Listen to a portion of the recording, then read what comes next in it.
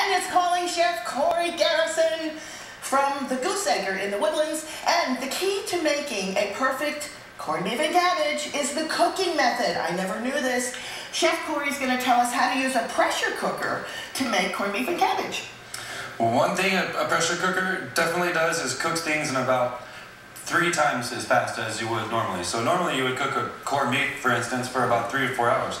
In a pressure cooker, you can get it done in an hour. Really? So it's great for people that are on the go. Yeah. You have to be careful because they do build up pressure. You always want to make sure you relieve the pressure inside before you open. Now, you know, Corey, I have to tell you, pressure cookers scare me to death. I've never used one. I have visions of like Lucy episodes with it exploding. So, are the new ones easier and safer? Easier and safer, yes. There's a lot of safety mechanisms on them, but you still really need to be careful that there's no more steam leaving your hole. And you just take the top off and that lets the steam out? Okay. Well, the steam will escape through the through the chimney. Okay. And then here. So what do you have in there? What did you put in there?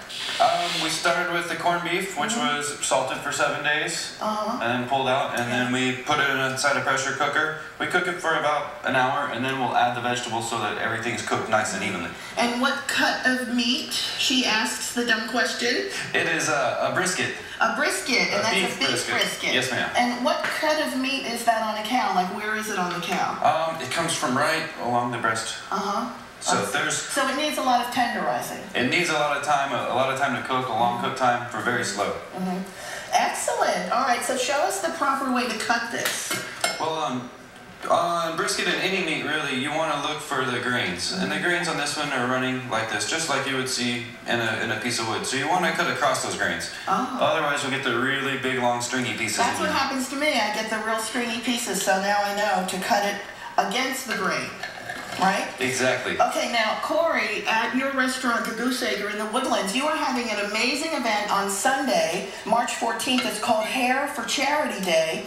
And there's 2 events going on, actually. Women can donate at least 8 inches of hair, and it's partnered with Pantene and the American Cancer Society, and they are ensuring that women with cancer can get real hair wigs for free. So people will actually be cutting and donating their hair in a special section of the restaurant, the Goose's Acre in the Woodlands, and people are also shaving their heads. They are. Tell us about that. People get sponsors to sponsor them to shave their head, and the money is donated over to the St. Baldrick's Foundation, which benefits children's cancer research. And I understand one of your waiters is doing it. Yes, we raised $1,000 for him to shave his head. He's pretty proud of himself and his hair, so it's going to be a good thing for all the servers. And I understand you're growing your hair to donate. I grow my hair out every time, and I cut off 8 inches and donate it to them. So. Excellent.